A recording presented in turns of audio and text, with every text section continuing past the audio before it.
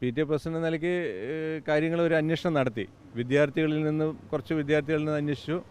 അതുപോലെ പല രക്ഷിതാക്കളെയും ഇന്നലെ കണ്ടവരെയും അവരുടെ ബന്ധുക്കളിൽ നിന്നും ഒരു അന്വേഷണം നടത്തി.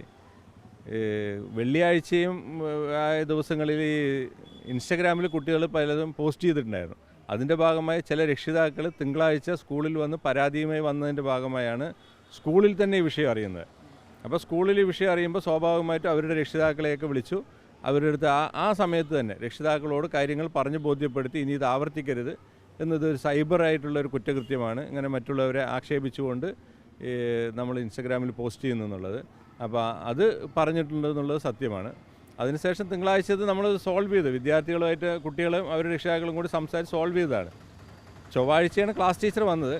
അപ്പോൾ ക്ലാസ് ടീച്ചർ വന്നപ്പോൾ ഈ ക്ലാസ് ടീച്ചർ ഇത് ഒന്നുകൂടി കുട്ടികളെ ഒന്ന് ബോധ്യപ്പെടുത്തി. സൈബർ ക്രൈം എന്ന് പറയുന്നത് ഇതിൻ്റെ ഒരു ഗൗരവം, നമ്മളിത് വളരെ രഹസ്യമായി രാത്രി 10 മണിക്ക് ഫോണിൽ നമ്മൾ എന്ത് ടൈപ്പ് ചെയ്യുന്നു നമ്മൾ മാത്രമേ കാണുന്നുള്ളൂ എന്നുള്ളൊരു തോന്നൽ വേണ്ട. ഇത് നാട്ടിലെല്ലാവർക്കും കാണാൻ പറ്റും. അതൊരു സൈബർ ക്രൈമാണ്.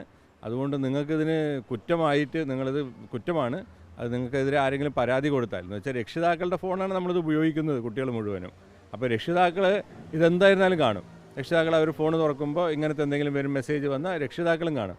അപ്പോൾ രക്ഷിതാക്കൾ ആരെങ്കിലും പോയി പരാതി കൊടുത്താൽ നിങ്ങളൊക്കെ വലിയ കുറ്റം ചെയ്തതുപോലെ ആവും. ആ ഒരു ഇതുകൊണ്ട് നിങ്ങളിത് ചെയ്യരുത് എന്നൊരു ഇൻറ്റിമേഷനാണ് ടീച്ചർ ക്ലാസ്സിൽ കൊടുത്തിട്ടുള്ളത്.